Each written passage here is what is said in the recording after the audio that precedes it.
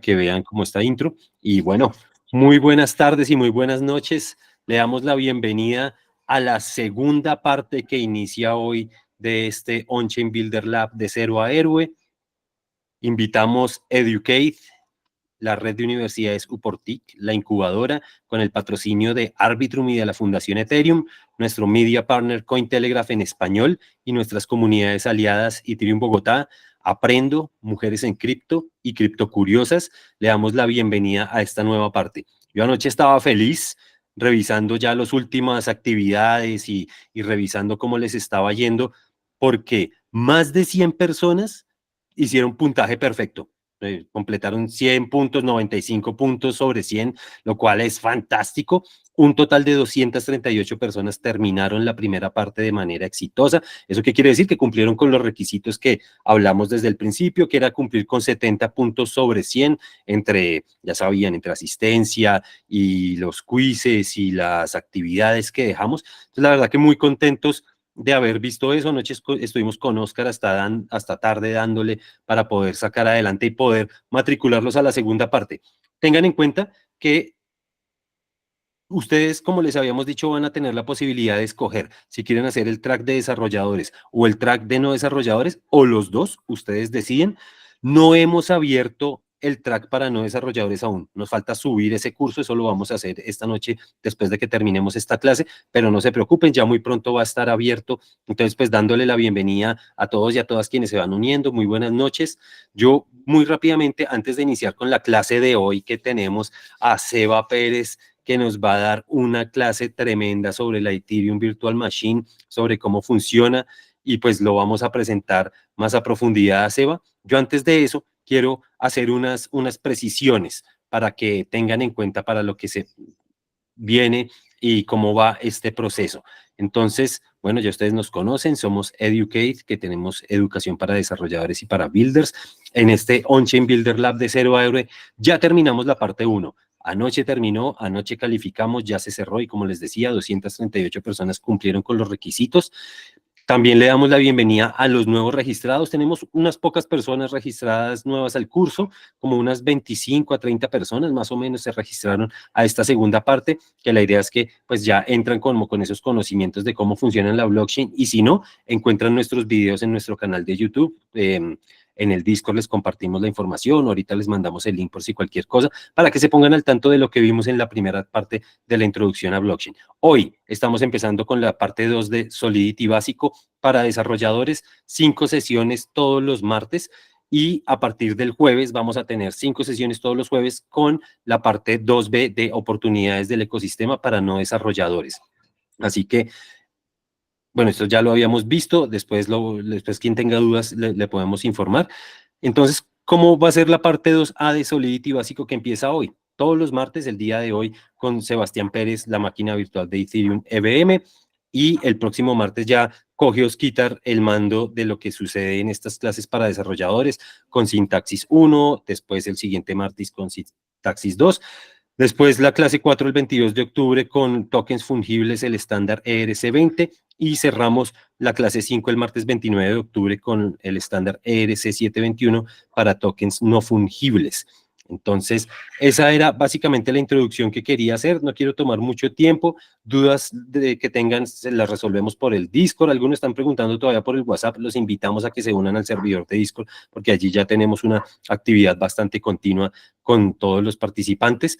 Y pues nada, unas precisiones también, perdón, me paso aquí un momento al dashboard del curso, donde pues se encuentra la parte 1 que ya terminó. Allá pueden verificar si pasaron. Otra forma de verificar si pasaron es que les dé acceso a la parte 2, B2A, perdón, de Solidity básico, donde información general, el mismo sistema, vamos a conservar el mismo esquema de 30% en asistencia, 70% entre quizzes y actividades. Esta vez tendremos 5 quizzes, uno por clase, que cada uno valdrá 8 puntos, y 2 actividades vamos a tener que tienen que ver con el despliegue de contratos inteligentes, que lo vamos a tener a lo largo de esta clase.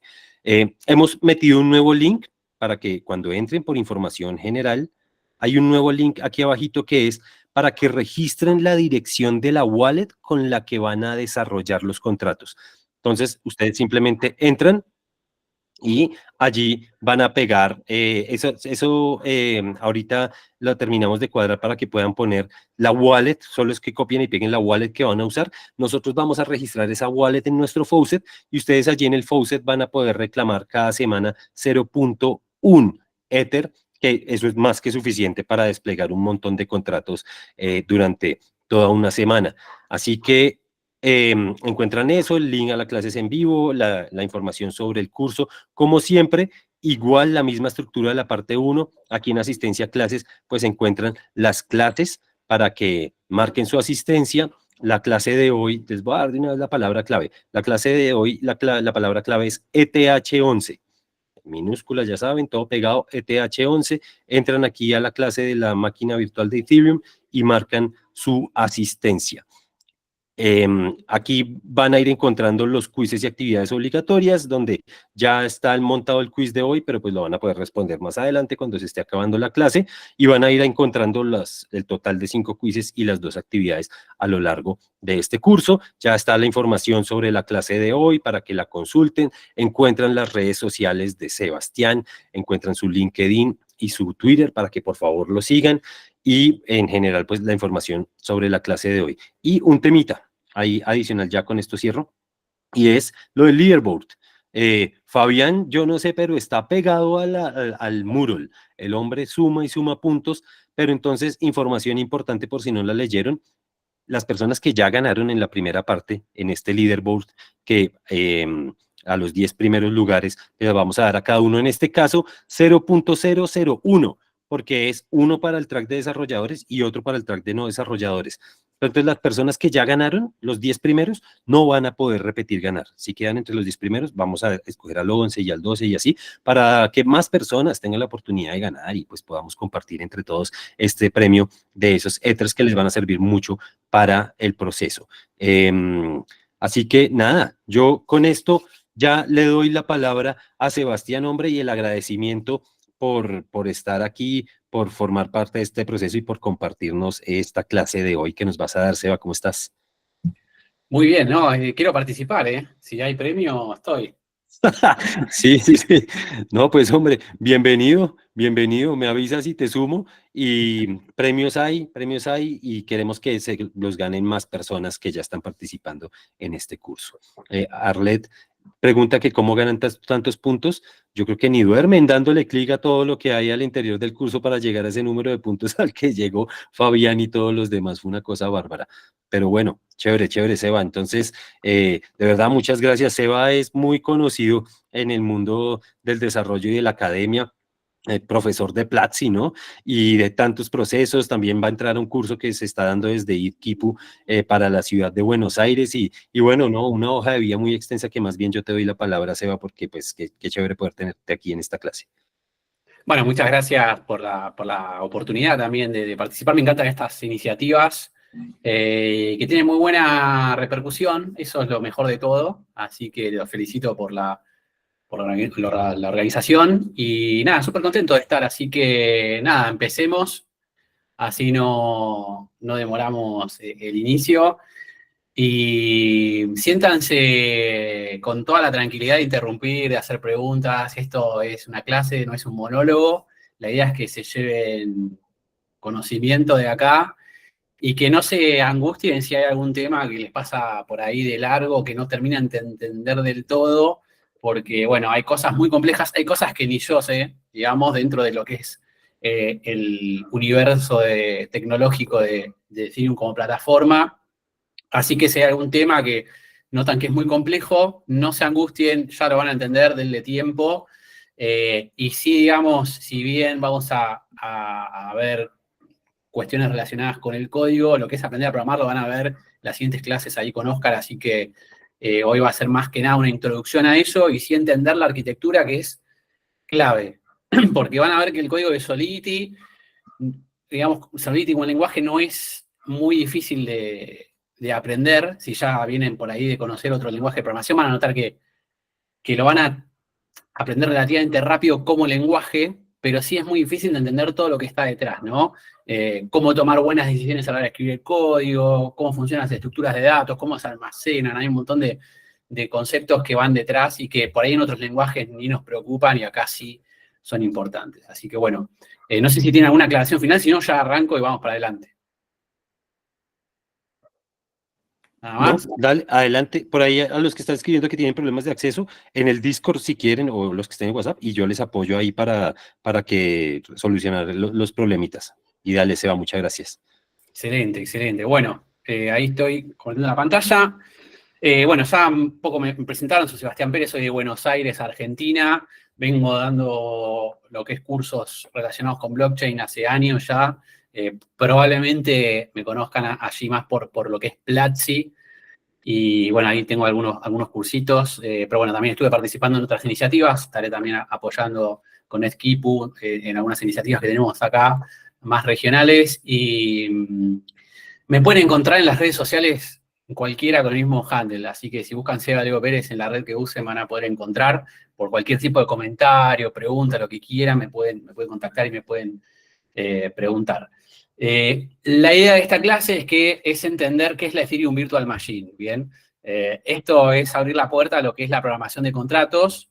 Si bien no nos va a afectar tanto a la programación en sí, es algo que es fundamental porque a diferencia de otros lenguajes, vamos a poner, no sé, el lenguaje Java, por ejemplo, no importa si yo escribo un bucle en 10 líneas o si lo escribo en 2 líneas de código, a fin de cuentas es igual. Tardará un poquito más, tardará un poquito menos, pero el costo a nivel cliente es prácticamente inexistente, ¿no? O sea, no tengo un costo adicional, pero acá en lo que es Solidity, escribir 10 líneas de código o escribir 2 puede ser una diferencia sustancial y puede llegar a ser, por ejemplo, que un usuario no use nuestro proyecto porque le sale más caro, ¿no? Entonces, bueno, hay un montón de cuestiones que hay que entender previo a empezar a programar, ¿bien? Bueno, ¿cuál va a ser la agenda para hoy? Dividí el contenido, o sea, es muy largo, así que lo simplifiqué, eh, tocando estos cuatro capítulos, vamos a decir, haciendo una pequeña intro, después hablando un poco más de lo que es la arquitectura dentro de la máquina virtual, ya después haciendo una intro a los que son los contratos, conceptualmente vamos a dar algún ejemplito, les voy a mostrar alguna herramientita para que puedan empezar a jugar, y después entender cómo son los gastos y los costos de la ejecución. Bien, que eso fue también evolucionando con el paso del tiempo, ¿sí? Así que si por ahí vieron algo de cálculo de gastos hace unos años, van a notar que hay algunas diferencias, ¿no? Con respecto a lo que sucede actualmente en la red de Ethereum. Y para hacer una intro, ya supongo que esto ya lo estuvieron viendo en otras clases, pero este concepto de blockchain, las redes centralizadas, nace de lo que es Bitcoin como plataforma, que Bitcoin es buenísimo para lo que sirve, para su propósito, que es básicamente de la transferencia de valor, ¿no? Hoy en día hasta funciona mejor como una especie de forma de ahorro, como si fuera un equivalente a lo que es el oro, más que para un sistema de pagos, y esa función la cumple muy bien. Si nosotros queremos transferir, lo podemos hacer relativamente rápido, porque, bueno, para hacer una transacción de Bitcoin, sabemos que la confirmación, el tiempo de confirmación es más o menos 10 minutos, que puede sonar a mucho tiempo para una transacción por ahí más pequeña, pero si hablamos de, por ejemplo, una transferencia internacional, poder hacerla en 10 minutos a un costo razonable es más que bueno. Pero bueno, es lo único que puede hacer Bitcoin. Obviamente Bitcoin como plataforma fue evolucionando, fue agregando algunas capacidades más, pero no deja de ser una plataforma que nos permite enviar y recibir valor. Bien. Y además, bueno, cumple con un montón de características que son súper importantes. Acá destaqué algunas, como que el hecho de que es una red distribuida. Esto habla de diferentes nodos o computadoras que están siendo parte de la red y que están distribuidas a través de todo el mundo. Y que eso le hace inmune, por ejemplo, a no sé, una falla local, regional. Si se corta la electricidad en una región o hay algún tipo de problema climático, la red en este caso de Bitcoin o las redes distribuidas siguen funcionando igual. Bien. Es una red inmutable, o sea, lo que nosotros almacenamos, en el caso de Bitcoin, las transacciones que nosotros hacemos no se pueden revertir. Una vez que se confirman, no hay vuelta atrás, ¿no? Con todo lo bueno y malo que conlleva eso. Bueno en el sentido de que si la transacción se confirma, a mí no me pueden engañar. O sea, si la transacción ya está escrita en la red, no hay forma de revertirla, pero hay que aumentar el esfuerzo en lo que es seguridad y tratar de ser cuidadoso a la hora de interactuar, porque si cometemos un error, por ejemplo, enviamos una transacción a una dirección que es incorrecta, no podemos recuperar esos fondos, ¿no? Porque no se puede revertir eso. Además, empezó a usar la criptografía. Esto va de la mano a, bueno, la criptografía no es algo nuevo, pero sí es algo que no estaba tan aplicado a nivel de cómputo distribuido, que se empezó a explotar con el uso del Internet. Entonces, bueno, se dieron algunos factores que esto hizo que se puedan aplicar mecanismos de seguridad, y sobre todo en lo que es aplicar mecanismos de consenso, o sea, que todos los participantes de la red se pongan de acuerdo en que lo que está sucediendo es correcto, ¿bien? Y que no existan disputas o que cada uno tenga que hacer un gran esfuerzo en verificar, sino que ya con el hecho de cumplir con algunas reglas criptográficas, estamos con la tranquilidad de que la información que está circulando por la red es correcta, ¿bien? Y sobre todo el último punto, que me parece que es lo más importante y destacable de lo que es la tecnología de blockchain, que es el tema de la descentralización, porque ya existían muchas redes distribuidas, algunas que garantizaban inmutabilidad en algún factor, o seguridad basada en criptografía también había, pero siempre se dependía de una compañía, de una empresa, ¿no? Ya sea una base de datos, alguna empresa tecnológica, ¿no? Una tercera parte, un banco, que aseguraban de alguna forma que los mecanismos sucedan, pero también tenían el control sobre lo que sucedía, ¿no? Entonces, lo que agrega Bitcoin como plataforma es el hecho de que todo esto suceda de forma descentralizada, sin que haya alguien que sea el dueño de la información.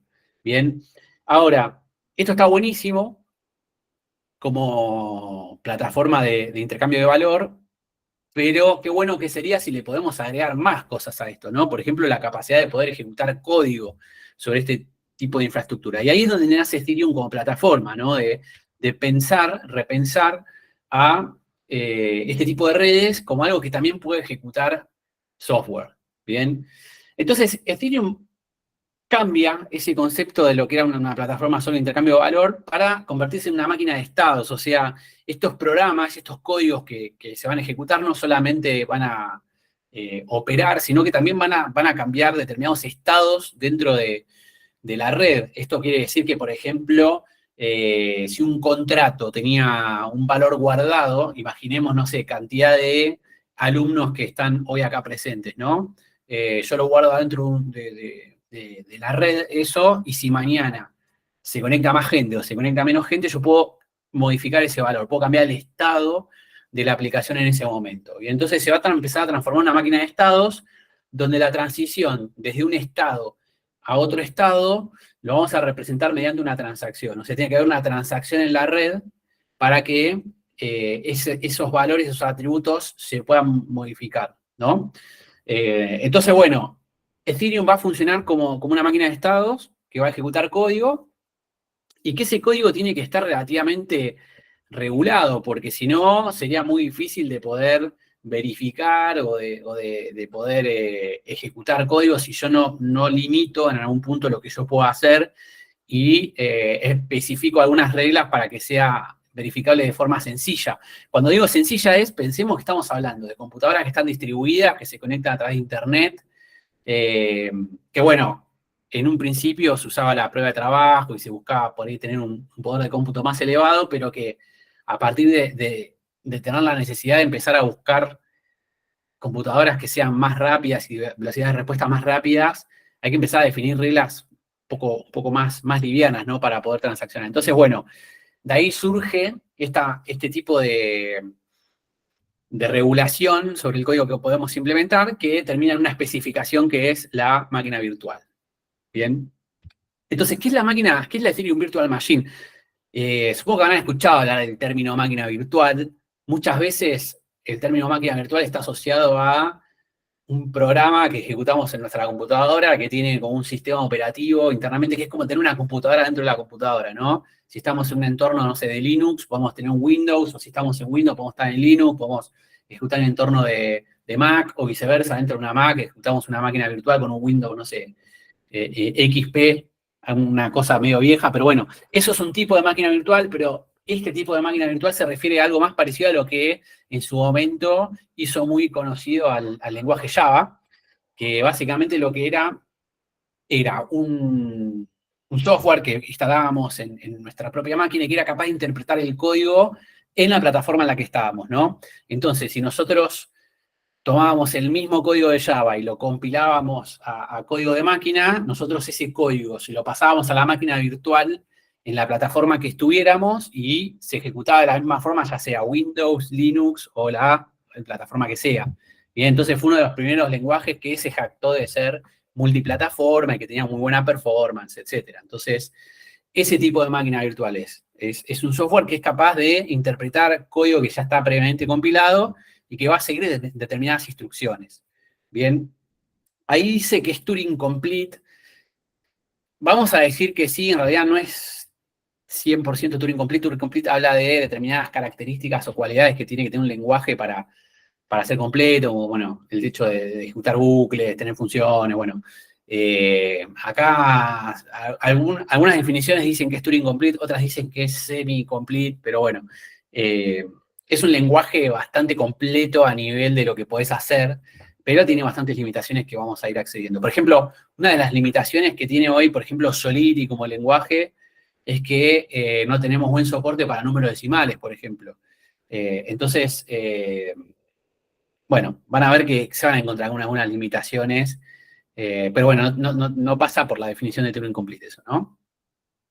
Por otro lado, bueno, permite ejecutar código dentro de la plataforma, o sea, de la misma forma que nosotros enviamos transacciones y eso se va verificando entre los nodos y se va pasando la información de nodo a nodo.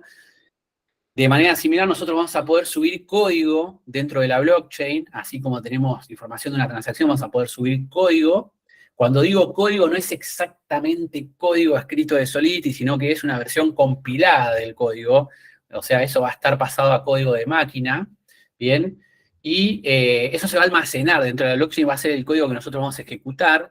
Y cuando hagamos una llamada al smart contract, o sea, el código, ¿no? Cuando nosotros lo queremos ejecutar, eso internamente en el nodo va a reproducir lo que hace el código, va a cambiar el estado de los programas, en este caso de los contratos, y lo va a hacer interpretando ese código que tenemos almacenado, ¿no? Entonces, la máquina virtual es quien va a mirar el código que está almacenado en la blockchain, va a seguir los pasos que le va diciendo y va a ir cambiando el estado de las aplicaciones, ¿sí? De los programas.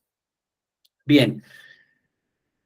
Y recordemos eso, ¿no? Para que pueda ocurrir un cambio de estado, tiene que haber una transacción. Y cuando digo transacción, no quiere decir que tiene que haber una transferencia, sino que tiene que haber una transacción. La transacción puede ser por valor cero. Bien, yo sí le puedo enviar cero a otra cuenta y puedo generar igual una transacción. Bien, la transacción es algo que está escrito en la blockchain que dice que la cuenta A le hizo una transacción a la cuenta B, que puede ser por valor cero, puede ser por tokens, puede ser una llamada a un contrato, pueden ser distintas cosas, pero se genera ese cambio. Y eso puede generar un cambio en el estado. Bien, si no existe esa transacción, no puede cambiar el estado de un contrato. O sea, el contrato necesita, el código necesita que haya una transacción para poder modificar su estado. Si no hay una transacción en el medio, el estado no va a cambiar, se va a mantener igual. Bien.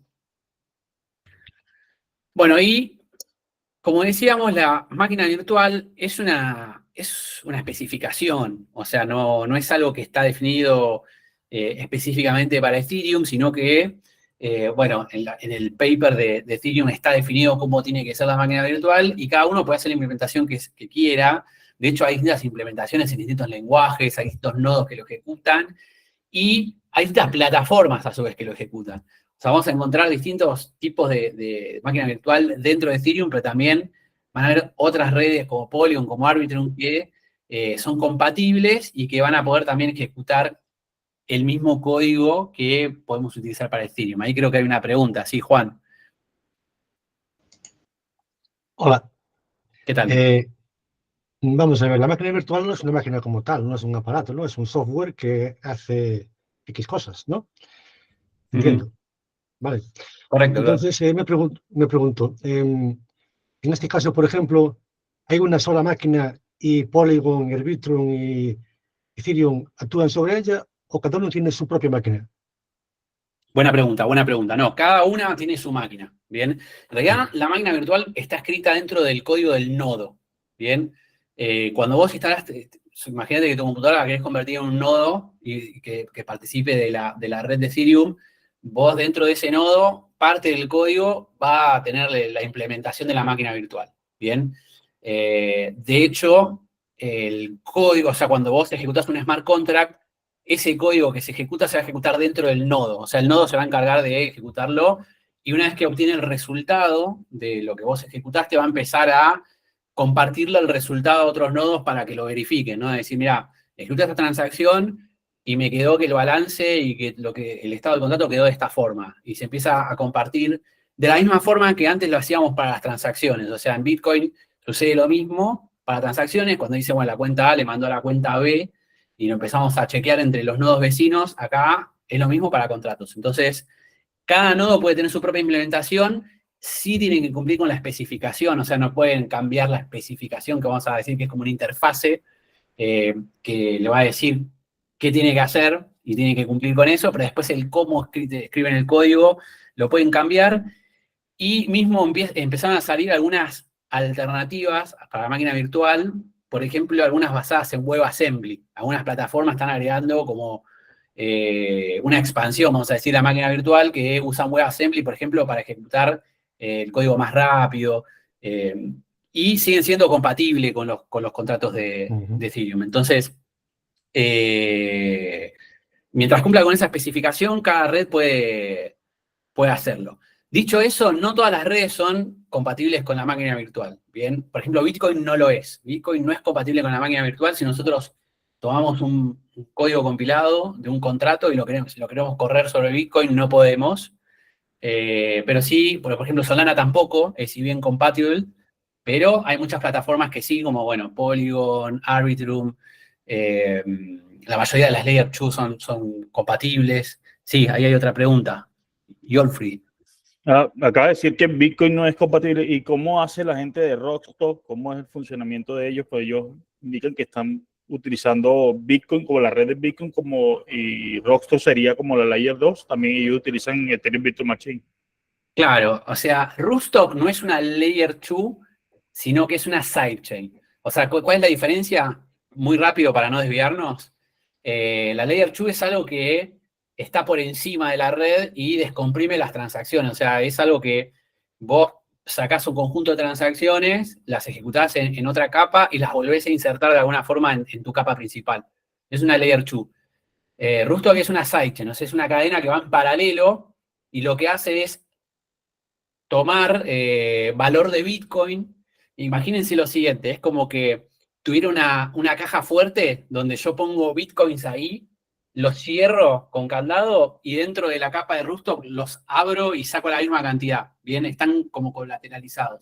Entonces, hay Bitcoin que están congelados en la red de Bitcoin que se habilitan del lado de Rookstock, ¿bien? Y Rookstock sigue si bien compatible. Entonces, ¿qué pasa? Yo puedo transaccionar con los Bitcoins del lado de Rookstock, transacciono usando smart contracts y todo, y después si quiero volver a Bitcoin, ¿qué hago? Los en realidad se queman del lado de Rookstock y se te vuelven a habilitar del lado de Bitcoin, ¿bien? Pero no estás modificando, no estás ejecutándolo directamente sobre Bitcoin, sino que estás ejecutándolo sobre una cadena en paralelo.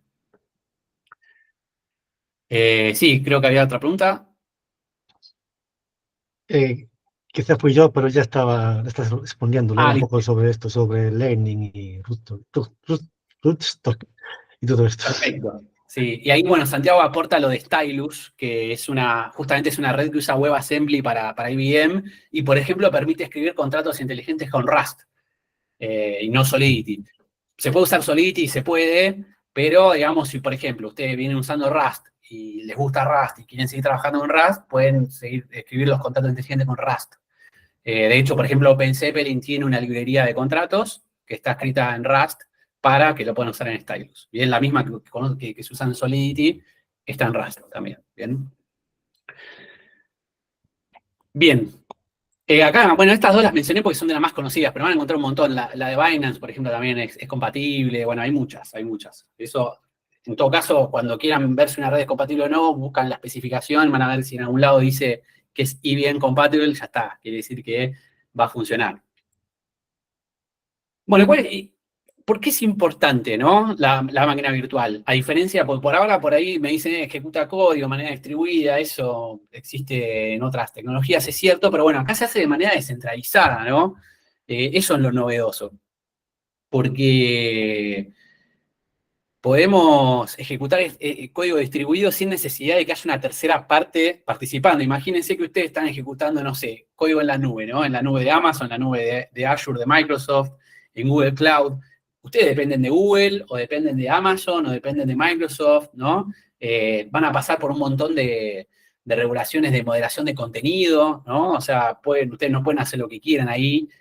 Van a tener que depender de su data center, o sea, si el día de mañana tienen algún problema técnico, ustedes no van a poder usar ese código distribuido, ¿no? Pero acá, todo este código, todas estas operaciones que vamos a estar ejecutando, van a poder hacerlo de manera descentralizada, sin ninguna tercera parte, y de manera distribuida, en el sentido de que yo puedo interactuar con un nodo y eso se va a sincronizar en toda la red, sin necesidad de depender de un data center o de algo en particular, ¿no? Entonces, esa es la parte que es súper innovadora y novedosa con respecto a lo que pueden ya hacer otras plataformas, ¿no? Y además que la verificación es instantánea, porque esto también es importante. Si nosotros tenemos una red distribuida, imagínense entre distintas partes, imagínense que mañana la liga de fútbol que más les guste, tienen que ponerse de acuerdo todos los equipos en que van a hacer un nuevo sistema, no sé, de puntuación, lo que sea. Si hay 20 equipos y se tienen que poner de acuerdo, van a tener que ir, revisar, firmar, todo eso lleva un montón de tiempo. Acá estamos hablando de miles de nodos que se van a poner de acuerdo y que la transacción la van a ver en 10 segundos, ¿no? La verificación es instantánea, o sea, está todo tan aceitado y tan pensado a nivel criptográfico y para que funcione rápido, que las verificaciones son muy rápidas. O sea, nosotros vamos a poder ver bloques escritos en Ethereum cada 12 segundos. En otras redes, más rápido aún, ¿bien? Entonces eso también es súper innovador, porque estamos haciendo algo descentralizado que requiere de una complejidad altísima a nivel técnico, pero súper rápido. Entonces, esto lo hace que como bastante único y bastante innovador. Bien, hay una pregunta, es decir, que para el ejemplo que plantean, dicha entidad hace un minteo y luego una quema para liberar los recursos en blockchain. Si estás hablando de lo de Rustock, en realidad todo esto sucede de manera descentralizada, vamos a decir. No es que haya una empresa que está como quemando a mano, sino que todo eso está operado por smart contracts. O sea, ahí no participa una empresa, vamos a decir, sino que pasa solo. Dicho eso, hay una empresa en lo que es Rustock, por ejemplo, que se encarga de desarrollar el producto, o sea, de desarrollar el software que es open source, pero bueno, hay una empresa que lo mantiene eso. Como por ejemplo pasa con GitHub. GitHub, bueno, el código en sí de GitHub no sé si es open source, pero vamos a decir .NET como lenguaje, porque es de Microsoft. .NET es un lenguaje de código abierto. Vos, si querés, podés ir mañana al GitHub de .NET y podés hacer una contribución y agregar features y te las tienen que aprobar, ¿no? Obviamente. Pero Microsoft tiene un equipo dentro que trabaja para hacer cosas en .NET, para agregar nuevas features. ¿Bien? Entonces, acá de la misma forma hay empresas, pasa lo mismo con Polygon, pasa lo mismo con muchas de las Layer 2, pasa lo mismo con Bitcoin y Ethereum, solo que ahí hay fundaciones, no hay empresas, que bueno, financian este tipo de desarrollos, ¿no? Y después hay detalles que, bueno, eso sí te voy a invitar a que investigues, obviamente, de cómo se manejan las empresas, pues bueno, es un tema que excede un poco, pero bueno, cada empresa tiene su forma de manejarse, publicar el código, de saber qué puedes hacer y qué no, y todo esto. Dieguito, exactamente, sí. En Rusto que estaba Dieguito, ahora no sé si creo que no sigue estando, pero estuvo involucrado. Bien, y nos vamos a meter ya en la parte más de arquitectura. Esto, si nosotros sacáramos una foto a la máquina virtual, se ve exactamente así, que probablemente no vayamos a entender nada de lo que estamos viendo acá, más allá de alguna cosa, pero bueno, son las componentes más importantes que hay, ¿no? El program counter, el stack, ahora vamos a hablar un poco de qué quiere decir eso el stack, el tema del gas, ¿no? Vamos a ver que hay una componente de almacenamiento parte de memoria que podemos hacer, bueno, y códigos de la máquina virtual en sí. Así que vamos a empezar a hablar de algunos de estos temitas que son importantes. Uno de ellos, hablamos del stack, y esto es que la máquina virtual se maneja con un modelo de pilas, o sea, las instrucciones se ejecutan, se van guardando en una pila y se van ejecutando de a una. O sea, si nosotros fuéramos al detalle bien a bajo nivel de lo que está haciendo la máquina virtual, son todas instrucciones que se van ejecutando de a una. Bien, la máquina virtual no ejecuta cosas en paralelo. Bien, nunca. Y esto es importante que lo entendamos. Bien, porque si hay 10 usuarios mandando una transacción en un smart contract, no entran las 10 juntas. Entran de a una las operaciones y se van ejecutando las instrucciones de a una. Bien, así como funciona la máquina virtual. Y van por orden de llegada. Esto quiere decir que si bien hay una pila y se van ejecutando, bueno, van en orden de llegada, pero también puede ser que yo me vaya dentro de una función o que vaya a una librería y que sigo leyendo instrucciones de a una en forma de pila. Si bien a lo que voy es, no tengo por ahí todo el código completo de una en una pila, sino que voy agregando instrucciones en el medio, pero siempre a una y siempre en forma de pila. Bien. Si ustedes miran el stack, van a ver que van a ver una seguilla de instrucciones. Bien. Que por ahí en lenguajes que sí son multithread o que permiten código concurrente es distinto como opera. Y esto no deja de ser súper importante, porque imagínense lo siguiente. Vamos a poner un ejemplo medio absurdo para que lo entiendan. Abrimos una subasta, ¿no? Yo quiero subastar, hago un NFT y lo pongo en subasta, y alguien me lo quiere comprar y quiere garantizar que lo va a comprar. Hace una oferta por X precio, logra ser el mayor postor hasta el momento, ¿y qué hace? Colapsa la red. Empieza a mandar transacciones absurdas, pero ni siquiera a este smart contract, transacciones X, con mucha comisión para que sean elegidas, y logra colapsar la red hasta que el tiempo de la subasta termina. Bien, ese usuario se quedó con el NFT, y como la máquina virtual y la red puede leer transacciones de a una, no tuvo oportunidad de ver otras transacciones que iban al contrato porque se quedó como entretenida con estas transacciones que iba subiendo el usuario. ¿Se entiende? O sea, es un caso medio absurdo que sería muy difícil que suceda, pero a lo que voy es que hay algunos detalles técnicos que, como está implementada la red, hace factible determinados escenarios que en otros lenguajes no pasan. Bien. Hay una pregunta, hay un par de preguntas. Juan, tenías una pregunta. Estás muteado. Perdón. Las transacciones, dejarlas, es lo que hace que se colapse. Al llegar muchas, si no puede ejecutarlas todas a la vez, tiene que ir una por una, y esa velocidad es lo que hace que suban los precios. Exactamente. Imagínense que es como si fuera la demanda. Yo tengo una cafetería y hago un café buenísimo. Si hay mucha fila para comprarme el café, ¿qué hago? Le subo el precio, porque hay mucha demanda, entonces lo hago cada vez más caro, porque la gente lo va a pagar igual. Bien, y si no hay nadie, le bajo el precio para tratar de atraer clientes. Mismo concepto. Pero el precio en sí mismo no sería por la IBM, ¿no? Sería por los mineros. Exactamente. Pero la IBM te limita a que vos tenés determinada cantidad de operaciones que puedes ejecutar por bloque. O sea, no puedes hacer infinito. Entonces, si bien no es directamente ligado a la IBM te va a limitar a que vos vas a tener determinada cantidad de instrucciones que vas a poder ejecutar y no más. Entonces, también va a depender de muchas cosas, porque vos podrías tener muchas transacciones con poquito código, porque tienen poquitas instrucciones, o por ahí tenés menos operaciones, pero de cada una de mucho código. Entonces también te puede llegar a cambiar eso. Vale. Gracias. Bien, ahí gracias Santi por las aclaraciones que estás haciendo ahí en el chat. Algo de los opcodes, cómo se crean los opcodes y el bytecode, algo vamos a ver de eso, no lo vamos a ver en súper detalle porque es súper complejo, pero sí vamos a ver, lo vamos a ver un poco. Se hace asincrónicamente, sí. Bueno, no sé a qué te referís con asincrónico, pero asincrónicamente vos decís, si decís en paralelo no, O sea, las instrucciones se van ejecutando de a una, no es que hay una llamada sincrónica. Ahora, yo como usuario mando una transacción y me llega un recibo del nodo que me va a decir, ok, me llegó tu transacción, este es el hash, y después el nodo lo va a ejecutar en algún momento. En ese sentido, sí es asincrónica, digamos. Yo no es que mi máquina, mi llamada se queda colgada esperando a que el nodo la ejecute.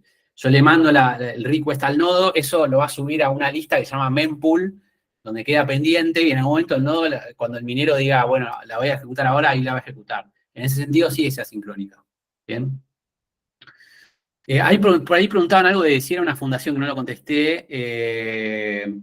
Tiene que ver con cómo están armados. O sea, Bitcoin no pertenece a nadie, y Ethereum tampoco. Entonces, como no tienen dueño, no tienen por qué, o sea, no hay una compañía, una empresa, entonces se arman fundaciones que le dan soporte, es simplemente por un tema ese de cómo están estructuradas, digamos. Después hay otras plataformas que nacen de empresas, entonces, bueno, ahí de hecho, hay empresas que nacen y después arman lo que se llaman labs y son los que se encargan de hacer el código, o sea, hay distintas formas de hacerlo. Y bien, se tiene la competencia computacional, eso vamos a hablar un poquito más adelante, y los mineros y validador lo vamos a hablar más adelante, así que vamos a seguir avanzando. Bueno, hablaban algo de los opcodes, y esto es, por ahí alguna vez, bueno, es cómo funciona el lenguaje de programación en realidad. Cuando ustedes escriben código en cualquier lenguaje, eso, al menos los que son compilados, no los interpretados, pero ustedes compilan un lenguaje y después lo ejecutan de forma local en una computadora, eso termina escalando a un punto donde va a instrucciones de máquina, ¿no? El microprocesador termina viendo instrucciones a código de máquina. Acá es algo bastante parecido, en el sentido de que el código que nosotros escribimos en Solidity se va a compilar a un lenguaje que se llama bytecode, que es un lenguaje de máquina que va a representar operaciones que tiene la IBM, ¿sí? Hay una página que por ahí lo conocen, que es ebm.codes, que ahí tiene un listado de todos los códigos que tiene la máquina virtual, y a fin de cuentas el código va a ser mapeado a eso, ¿bien? Si ustedes miran los opcodes y las salidas no tienen nada que ver con el código Solidity, de hecho, es medio difícil de entender qué es lo que está haciendo, es medio parecido a lo que es el assembler. ¿Alguna vez vieron algún código medio viejo? Digo viejo porque ahora es más difícil encontrar assembler, pero bueno, antes las computadoras cuando tenían muy bajos recursos, muchas veces les programaba directamente en hacer las calculadoras, por ejemplo, más viejitas, bueno, eso usaba mucho código assembler adentro. Hoy, por ahí, si se quiere hacer algo performante, se usa, no sé, C, C++, Rust, puedes llegar a usar Python en algún lado, pero ya no se recurre tanto a lo que es assembler. Pero acá, bueno, se termina yendo a este código de máquina, y es lo que se termina guardando dentro de la blockchain, ¿no? Esa referencia al opcode y el dato que le pasamos al opcode, ¿no? Por ejemplo, si estamos haciendo una suma, hay una operación que representa la suma y van a tener los valores que va a sumar. Bien. Y acá llegamos a ese código intermedio, o sea, ¿cuál es el paso intermedio entre el código de Solidity que tengo y las operaciones? El paso del medio es este bytecode, que es el resultado de la compilación. O sea, yo agarro un código que tengo en Solidity y lo compilo, lo paso por el compilador, y eso me va a dar un código que es un hexadecimal, que voy a ver 06080, voy a ver bytes ahí, y eso es lo que entiende la máquina virtual.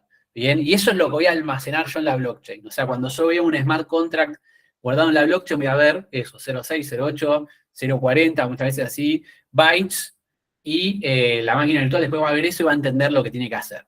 Bien, de hecho hay algunos procesos de compilación medio experimentales, pero que te pueden llegar a agarrar un bytecode y te lo convierten a código bastante bueno, no son súper perfectos, pero te pueden llegar a dar algo que es bastante bueno, para interpretar, tratar de entender qué es lo que tiene un bytecode, ¿bien? Bueno, y representa los opcodes en formato hexadecimal. Entonces, muchas veces van a ver que las transacciones, cuando vayan a los explorers, tienen datos adicionales, y ahí van a ver un montón de hexadecimales que muchos exploradores ya te lo traducen a código que nosotros entendemos, pero tranquilamente podría ser, si nosotros mirábamos la llamada RPC, vamos a ver bytes ahí viajando que son mucho más difíciles de entender. No vamos a decir imposible porque es bastante mecánico el proceso del bytecode, pero bueno, es medio difícil de seguir con respecto a lo que es el código, que es mucho más fácil, ¿no? de interpretarse. Bueno, y también para ver otro de los conceptos, vamos a hablar un poco del almacenamiento también. Acá hay algunas diferencias con respecto a Bitcoin. Bitcoin usa un concepto para el tema de balance y operaciones que es el de los UTXOs, que básicamente es como, si yo tengo un balance, en realidad tengo como vamos a decir, un cheque por un monto, y cuando hago un pago, es como que hago el pago a la cuenta y se me genera un cheque por el vuelto, digamos, ¿no? O sea, si yo tengo un cheque que vale, no sé, 10 y quiero hacer una transacción por 5, voy a darle un cheque de 5 al que le estoy pagando y voy a generarme un cheque de 5 que va a ser mi balance restante, ¿no? Y mi balance total va a ser la suma de los cheques que yo tengo. Eso es en Bitcoin.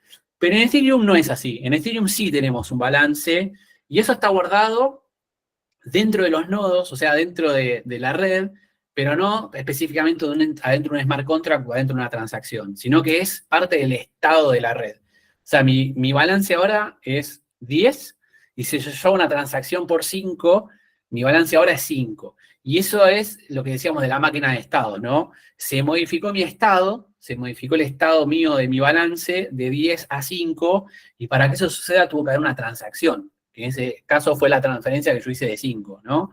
Entonces, así como funciona. Entonces, hay una parte del almacenamiento que va a guardar datos del estado de la red y que yo puedo hacer la trazabilidad de eso mediante las transacciones. O sea, si yo de repente tengo menos balance del que yo pienso que tengo, no sé, mañana me levanto y tengo 1 en lugar de 5, digo, ¿qué pasó? Bueno, tuvo que haber una transacción ahí porque si no los nodos no te lo dejarían pasar.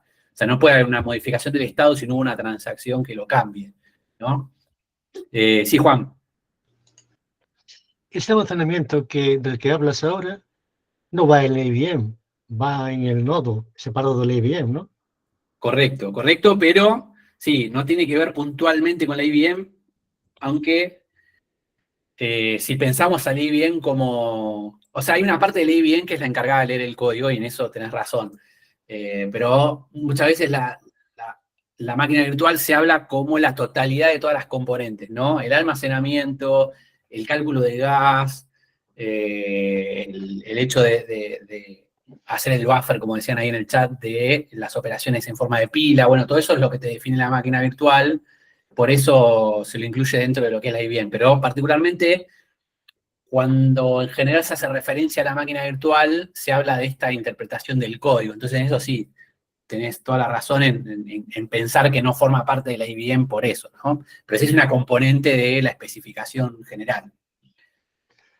Pensaba más que, claro, si se almacenan los balances de las cuentas, eso con el tiempo va aumentando de volumen, ¿no? Va creciendo. Si la IBM es limitada, tiene que ir a algún lado ese total de datos. No sé si me estoy explicando. Más o menos. Es bastante más precario. ¿Por qué? Porque vos vas a almacenar, es una máquina de estados. O sea, hoy en tu balance vos tenés 10, y mañana tenés 20, y después tenés 5, pero el espacio de memoria que vos tenés para almacenar tu balance es fijo. O sea, tengas 0, 1 o 10 millones de tokens, como que tu espacio reservado va a ser el mismo. Entonces, digamos, para la máquina virtual no es un problema, porque vos el espacio designado ya lo tenés. De hecho, todas las cuentas en Ethereum ya existen, digamos. O sea, no es como que cuando yo voy a MetaMask y me creo una cuenta, eso la red me la crea. O sea, la cuenta ya existe para la máquina virtual. Vale. Ya tiene el espacio reservado para eso. Lo único que hace MetaMask es crearte la clave privada para que vos puedas usar ese slot. Pero el slot ya está. Entonces no crece con el paso del tiempo, sino que vos tenés almacenado un valor, y cuando vos cambiás de estado, pisás ese valor, y lo único que haces en el tracking es, si vos quisieras volver para atrás, o quisieras validar si el traspaso, si es correcto el balance que vos tenés, no es que vos tenés un historial de estado, sino que vas como recorriendo el tracking de las transacciones, y vas avanzando para saber cuánto tenías, ¿no? Entonces, digamos, no es un problema puntualmente eso. Sí es cierto que hay un problema de almacenamiento a nivel de cantidad de transacciones que yo tengo en la red. O sea, todo el tiempo vienen nuevas transacciones, y todo eso sí se va almacenando y almacenando y almacenando. Va a llegar a un punto donde la cantidad de transacciones, o sea, va a ser un montón para los nodos. O sea, yo mañana quiero hacer un nodo y quiero sincronizarme con la red, voy a tardar un montón, porque tengo que bajar millones y millones de transacciones.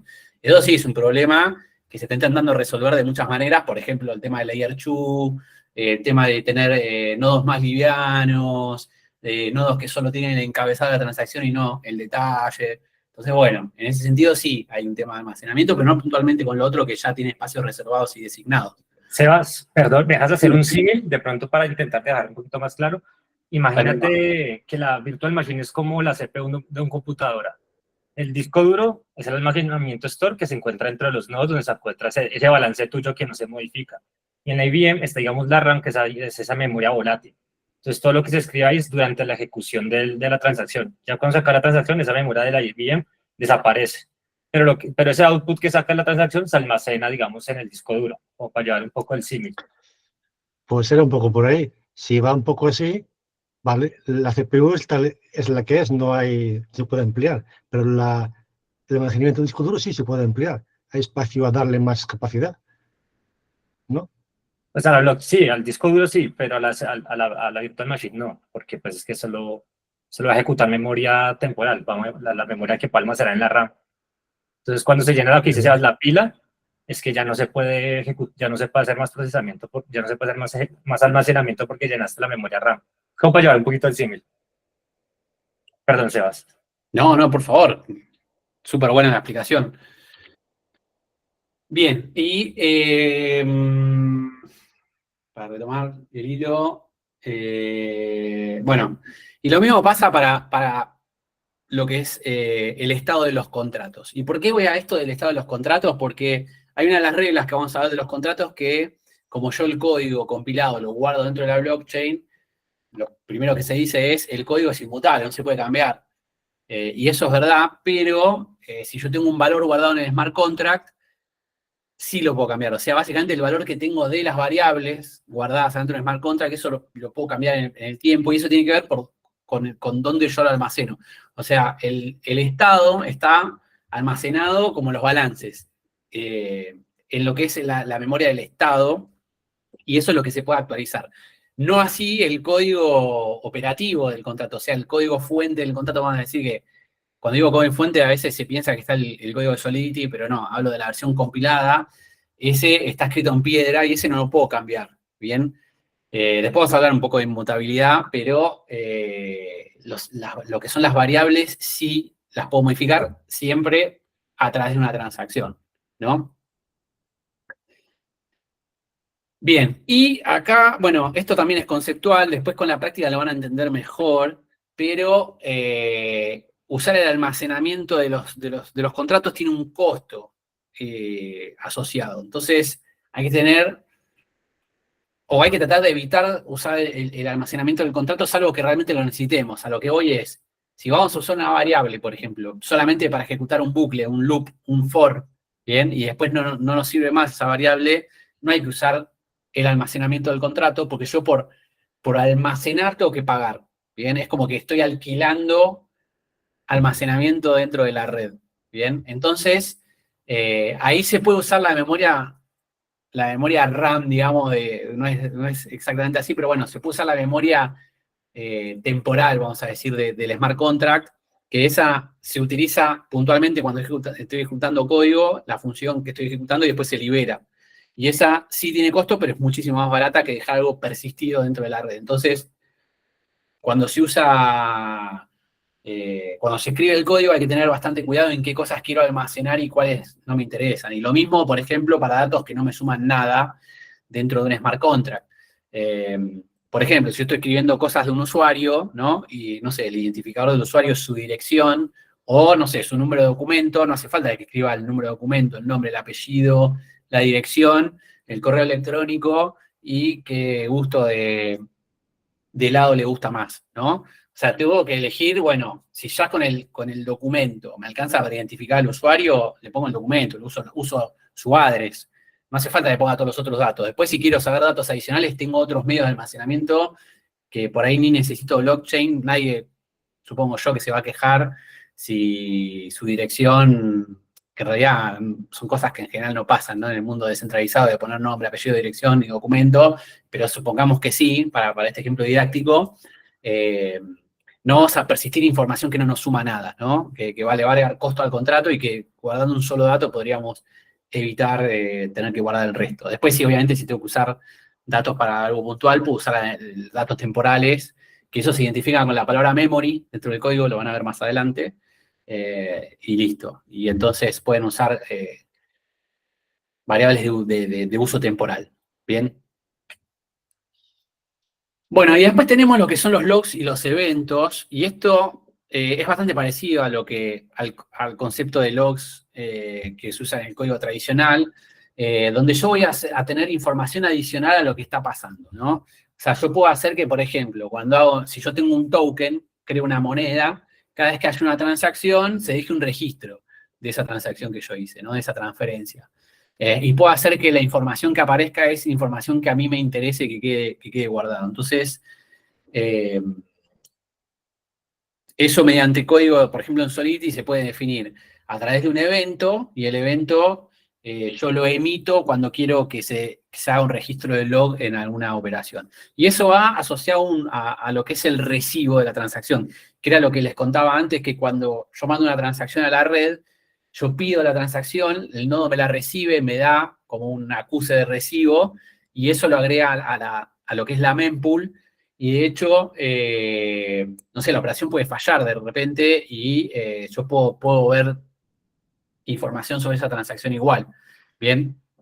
Entonces, bueno, eso también queda registrado en la red dentro de lo que es el recibo de las transacciones y lo puedo consultar. O sea, para yo interactuar con los nodos, tengo un conjunto de llamadas que se llaman APIs, en este caso Ethereum API Calls, que se hacen en formato, se usa el protocolo de RPC, Remote Procedure Call, donde yo llamo una función, le paso un encabezado y datos al nodo y el nodo me va a responder algo. Entonces yo le puedo pedir los logs de determinada forma y me va a responder esos logs.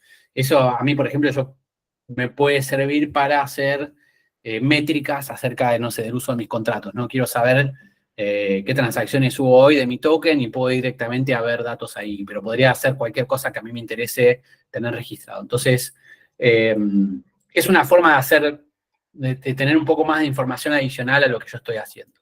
Bien, y eso también se guarda en la red. Y, bueno, ahora sí vamos a hablar un poco de esto de la validación de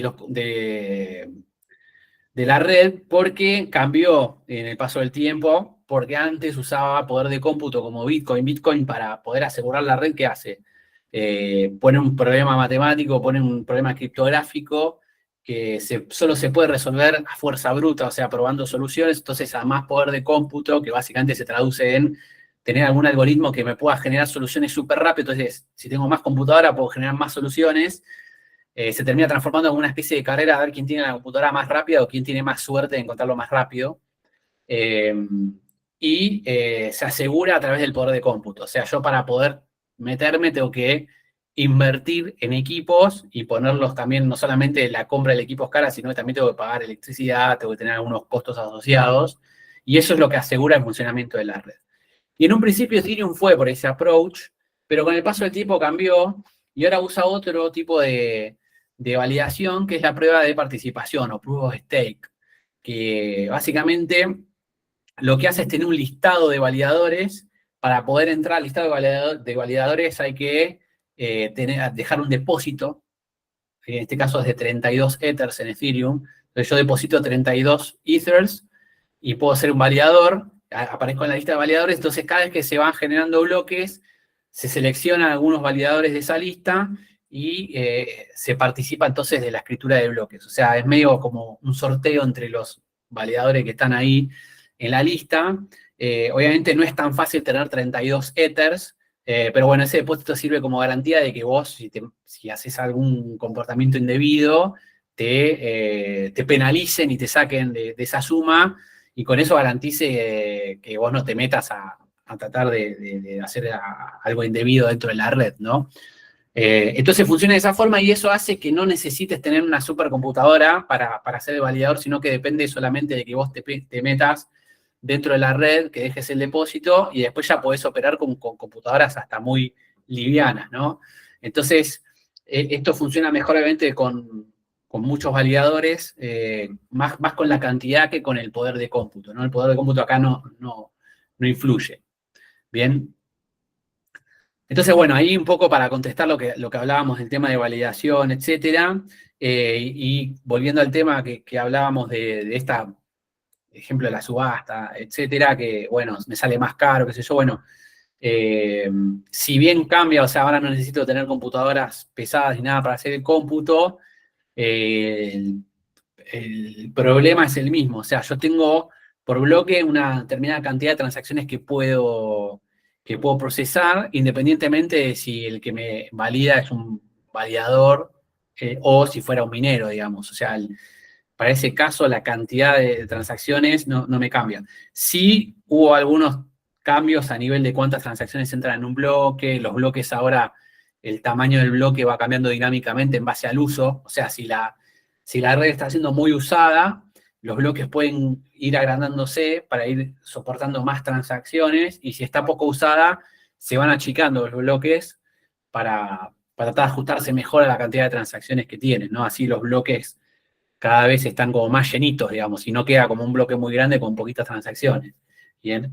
Entonces, bueno, se va adaptando dinámicamente, pero bueno, también tiene un tiempo de adaptación. O sea, si viene un paquete muy grande de transacciones todas juntas, va a provocar colapsos en la red, indefectiblemente. Cuando digo colapsos no es que se cae la red, sino que está llena de transacciones y que es medio difícil meterse, pues se empieza a volver muy caro. Eso a veces les va a pasar, que van a entrar a hacer una transacción y de repente les sale mucha plata. O sea, 50 dólares. En un momento, me acuerdo, 2021, 2020, comprar un NFT ya de movida así, cualquiera, te salía el precio de la compra, ni siquiera lo que te salía el NFT, la transacción sola te salía 50 dólares, me acuerdo. Entonces, bueno, y era una época donde la gente compraba igual, y había hasta precios más altos, exactamente. Ahí, como dice Yolfri, había más todavía. Bien, y ahora ya sí, nos vamos a meter con lo que son los contratos para hablar un poco conceptualmente. Y acá aparecen dos palabras un poco raras, porque se habla de contrato y de inteligente. Y un smart contract, un contrato inteligente, no deja de ser código que se ejecuta en la máquina virtual, o sea, se va a ejecutar en el nodo, pero no habla de un contrato en sí. O sea, acá no hay ningún contrato de ámbito legal, no hay abogados, no hay escribanos, no hay nada de eso, pero como vos estás en una red descentralizada, que supuestamente la descentralización está más orientada a lo que es poner de acuerdo distintas partes, y que vos a través del código podés definir algunas reglas para que si se cumple determinada condición, se ejecute determinada acción, lo hace medio parecido a un contrato eso. Entonces, por eso se le dice contrato, aunque no es un contrato de por sí, sino que no deja de ser una pieza de código que vamos a ejecutar, ¿bien? Y después yo creo que la parte de inteligencia habla de la capacidad que tiene de verificarse rápido, ¿no? De hacerlo instantáneo. Si yo tuviera que esperar, si yo tengo un contrato, ¿no? Que va juntando depósitos, y cuando se alcanza determinada cantidad, no sé, hace una compra o lo que hablábamos de la subasta. Yo tengo un contrato de subasta, entonces cuando termina la subasta, directamente ya se le hace la entrega al mayor postor y todo eso. Eso se puede verificar instantáneamente. No tiene que venir ningún escribano, no tiene que haber nada raro para verificar que esa transacción es correcta y que se puede ejecutar ahora ya mismo. Y eso que estamos hablando de pagos en el medio, ¿no? O sea, podemos hacer pagos, podemos hacer un montón de cosas que en la vida real, si yo tuviera que liberar un pago, si tuviera que liberar un bien, etcétera, sería como muy burocrático, lento y poco performante, ¿no? Estaría por ahí días, horas, no sé, un montón de cosas. Hablábamos del hecho, por ejemplo, de hacer un pago internacional. Si yo tuviera que ejecutar Smart Contract, que haga un pago de acá a otro país, No sé, ni siquiera sé si es legal hacer eso. Entonces, en ese caso sí, es inteligente, pero no tiene nada que ver con inteligencia artificial o con cálculos súper complejos. No es inteligente por ese lado, ¿no? O sea, no tiene. De hecho, el código en general es bastante sencillo, digamos, no hace cosas muy sofisticadas, aunque a veces esto no quiere decir que sea fácil de seguir o fácil de diseñar, pero sí, digamos, la cantidad de operaciones que puedo hacer es bastante limitada, ¿no? Es bastante tranqui en ese sentido. Bien, y tiene su autonomía, los contratos. No necesitamos de alguien que lo verifique, hace las operaciones instantáneamente, pero sí necesitamos de alguien que lo llame. O sea, los contratos no se llaman a sí mismos porque sí. Yo no puedo decir a un contrato que se active el 5 de octubre a las 6 de la tarde. Eso no se puede. O sea, sí o sí tiene que haber una acción que desencadene lo que sucede en el contrato. O sea, si yo quiero que un contrato se ejecute, tiene que haber una llamada. Bien, y esa llamada tiene que iniciarse hoy por hoy, se tiene que iniciar de una cuenta. Ahora, si yo tengo un software que lo programo, un software convencional, ¿no? Que yo lo programo para que el 5 de octubre a las 6 de la tarde mande una transacción, eso sí lo puedo hacer. Lo que no puedo hacer es que la blockchain lo haga por sí mismo. Bien, que un contrato se llame por sí mismo, no puedo. Tiene que haber una transacción que salga desde una cuenta y que inicie, digamos, la ejecución del contrato. También puedo tener un contrato que llame a otro contrato, eso también se puede. O sea, yo usuario, puedo llamar un smart contract y ese contrato puede llamar a otro. Eso también puede suceder. Digamos, no es que tiene que salir sí o sí la llamada del usuario, o sea, en algún punto sí, pero bueno, yo puedo llamar a un contrato, que ese contrato llama a otro contrato, que ese contrato llama a otro contrato, ese contrato llama a otro contrato, y bueno, capaz que mi smart contract fue llamado por otro contrato, ¿no? Pero bueno, no existe esto de la ejecución automática sola y programable. Bien. Y hablábamos de la inmutabilidad. Como decíamos, el código como lo almacenamos dentro de la blockchain, eso no lo podemos cambiar. No puedo cambiar la lógica de contrato, o sea, no puedo modificar el código en un smart contract. Pero hay algunos patrones que permiten hacer algunas actualizaciones. O sea, a lo que voy es, el código no lo puedo cambiar, pero puedo subir algunas estructuras que me van a permitir modificar algunas cosas del código. Por ejemplo, y este es uno de los problemas que tiene esto de los contratos. Yo tengo un contrato, ¿no? Que es un token, por ejemplo. Y me doy cuenta que el código anda mal o quiero actualizarlo, tengo que subir otro token nuevo y eso implica tener una dirección diferente, porque como estoy subiendo un contrato nuevo, va a tener una dirección diferente ese contrato, entonces le tengo que avisar a todos mis usuarios que el código de mi contrato cambió. Y eso a nivel blockchain es re difícil, porque yo no sé quiénes son mis usuarios. O sea, como los contratos son abiertos, yo todo el tiempo tengo que estar avisando, tendría que tener un registro de usuarios que no lo tengo, entonces es medio difícil.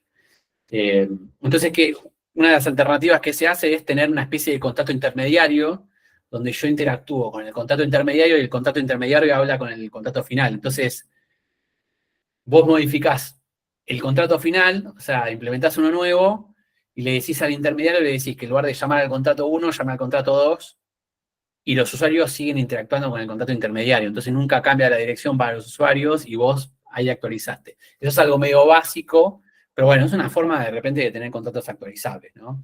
Entonces, no se puede cambiar el código, lo que no quiere decir que yo en mi proyecto esté atado a tener una sola implementación y que no la pueda actualizar. O sea, sí hay formas de actualizarlo más complejas, con patrones y todo esto, pero bueno, hay alternativas.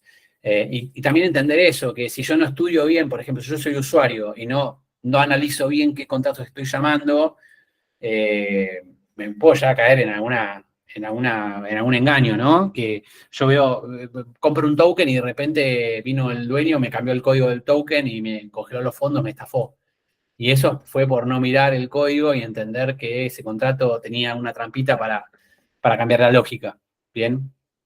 Entonces muchos de los tokens, por ejemplo, no hacen nada de eso, te lo dejan bien transparente, sin ninguna actualización, para darte a vos seguridad de, mirá, este código es inmutable y no tiene ningún tipo de de patrón ni nada, como para que vos confíes y lo compres sabiendo que nadie lo puede alterar.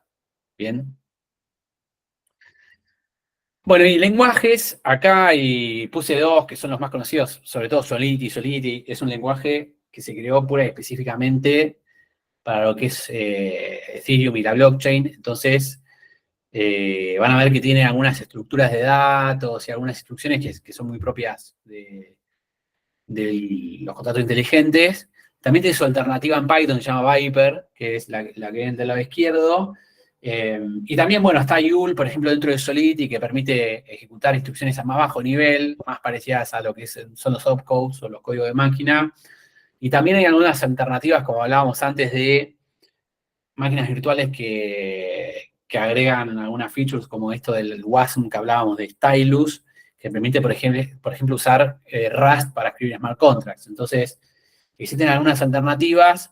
Hoy por hoy, lo que más se sigue usando es Solidity, o sea, sigue siendo lo más popular, lo que más material tiene, y es un lenguaje bastante fácil de aprender a nivel de sintaxis, entonces sigue siendo lo más usado y lo más recomendable, sobre todo si están empezando. Después, si ya dominan Solidity, pueden intentar por ahí migrar a otros lenguajes o probar algunas otras cosas, pero el costo hoy de aprender Solidity es bajo, digamos. O sea, si ustedes saben Solidity o saben otro lenguaje, tienen que aprender Rust es un lenguaje más difícil de aprender, le va a demandar de más tiempo para entenderlo bien.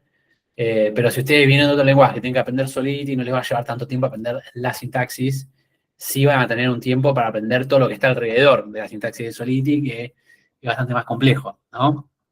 Pero bueno, Solidity es un lenguaje que está bastante bueno, que evolucionó con el tiempo, que todo el tiempo va sacando versiones nuevas, que va mejorando también a nivel de seguridad. Muchas de las cosas que pasaban, como los overflows, que ya no suceden más, que ya el mismo compilador de Solidity no te deja subir un contrato si tiene errores que antes eran re comunes. Entonces, si ven código por ahí de hace años, van a ver que va evolucionando. Es un código open source también y que sigue en vigencia y súper actualizado. Bien. Por eso es que vamos a ver ahora los ejemplos y que van a seguramente usar en lo que resta del curso. ¿Y cómo es la estructura de un contrato? Bueno, a grandes rasgos van a tener algo así. Después, obviamente, hay algunas modificaciones y no necesariamente el orden que yo puse es el orden que tienen que usar, pero más o menos podrían usarlo como una receta de cómo van a escribir un smart contract, ¿no? Lo primero que arranca es el tema de la licencia. La licencia es opcional, no es obligatoria, pero si no la pones, el compilador a veces te dice que no la pusiste, te avisa, es un warning, una advertencia, entonces pueden arrancar con la licencia. Lo que hablo de licencia es la licencia de código libre, ¿bien? MIT, GPL, tienen distintas alternativas, o pueden poner directamente sin licencia si no tienen ganas.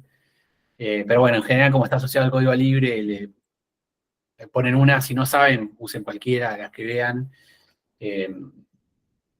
Es una formalidad que es una buena práctica, digamos, dejarle una licencia, sobre todo porque es muy probable que los códigos, como decíamos, van dentro de la blockchain y además muchas veces tu código se usa para dar seguridad a un proyecto. Si yo tengo una criptomoneda, tuvo el código de la blockchain y a vos te comparto el código fuente y te digo, revisalo para que estés seguro de que mi código no tiene nada raro, le agrega confiabilidad, ¿no?, al proyecto. Entonces, la licencia muchas veces se usa para eso, porque al ser código compartido, código libre, que se suele ver de todos lados, le agrega confianza al proyecto. ¿Bien? Y ahora les pregunto, sí. Perdón, no sé, creo que te faltó el compilador dentro de esa lista. La versión del compilador. Sí, tenés razón, tenés toda la razón del mundo. Falta la línea así arriba, claro, el pragma, tenés razón. Mirá, correcto. Sí, tiene una línea que le indica la versión del compilador, que puede ser una versión puntual del compilador o puede ser un rango, ¿no? El rango no conviene que sea muy amplio porque, como les decía, como va migrando, se va actualizando el compilador. Si yo abro un abanico muy grande, el código me puede quedar medio complicado para armar porque empiezan a ser muy distintas las versiones. Entonces, En general, una buena práctica es no abrir el scope a más de 2 versiones de largo. O si no, vas a una puntual. Si querés ir a lo más seguro, especificás una puntual y vas con eso. Igual después vas a ver ejemplos de eso. Gracias, Santiago. Después tenés el tema de las dependencias. Esto si tenés librerías o si querés referenciar a otro código que vos tengas dentro de tu mismo proyecto, podés agregar ahí las dependencias. Y ya después es medio parecido a escribir una clase, ¿no? Nombre del contrato, le pongo un nombre, un identificador, voy a definir las variables, las funciones y los modificadores que, bueno, ya lo van a ver más adelante, pero me permiten agregar restricciones a las funciones. ¿Bien? Bien. Vamos a ver ejemplos, Así que yo voy a abrir, esperen que, ahí está, recuperé el mouse. Voy a abrir Remix, que es un editor de código online. Lo pueden abrir con remix.ethereum.org. Para empezar está bueno porque al ser online no tienen que instalar nada adicional para poder escribir un contrato básico. Bien. Entonces, yo acá voy a crearme un workspace nuevo. A ver si me deja. Voy a crear uno básico. Bien. Ustedes, si nunca lo usaron, van a tener algo así, con estos contratos ya creados y todo. No sé si llega a ver. Sí. Seba, ¿te puedo interrumpir un segundo? Es que olvidé decirte que nos gusta partir a la mitad la clase para el tema de la grabación que sea más manejable. Entonces, la voy a parar, me demoro un minuto, la paro y la vuelvo a reiniciar para que continuemos ya con esta parte que es otro tema ya distinto al que vienes manejando. ¿Te parece? Gracias, correcto. gracias, Seba. ¿Qué tal? ¿Cómo les ha ido con la clase? ¿Cómo la han visto?